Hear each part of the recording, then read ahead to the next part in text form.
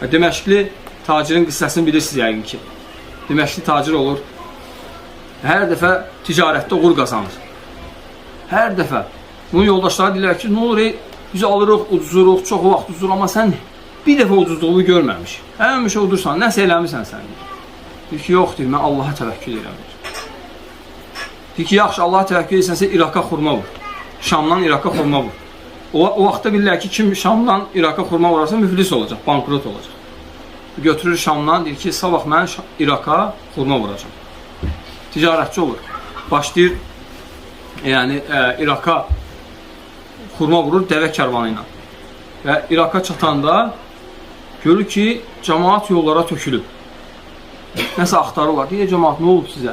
Bir şahın qızının sepi itib, boyunbağı itib, onu axtarır. Və cəmaat da səndə və tez çıxıblar və şah da deyib ki, kim boyunbağını tapsa, o qıza sevimli boyunbağı olur. O qızımı onunla evləndirəcəm, mükafat olaraq. Bircə tapsınlar. Bu da deyir ki, cəmaat da elə çıxıb ki, acından ölür cəmaat. Basılırlar bu kişinin kərvanına. Hamımızı kərvanı daşıyır, bu ən bahalı qiymətindən satır olaraq. Və uğur qazanır yenə. Yenə uğur qazanır ticarətdə. Və bu xəbər İraqın əmrinə gəlib çatır. Deyirlər ki, necə ola bilər insan nəsə eləyib bu? Yəni biz tarixdə görməmişik ki, Şamdan İraqa xurma vursunlar. Xurma gətirsinlər. Görməmişik belə şey.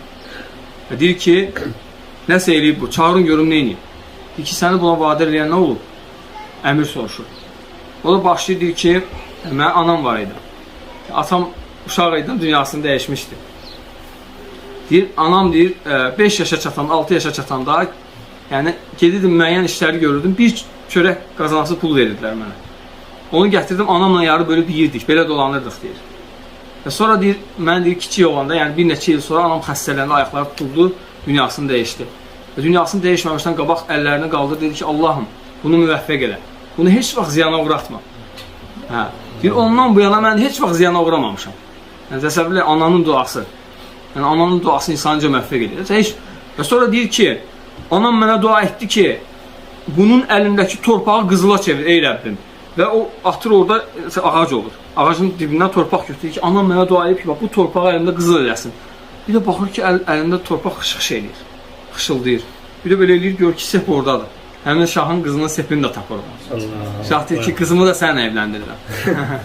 Yəni, bu da ananın, həqiqətən ananın, valideynlərin yəni xeyridir. Kim əgər valideynlərə yaxşı baxarsa, vallahi Allah onun mükafatını verir. Allah bizə nəsib eləsin.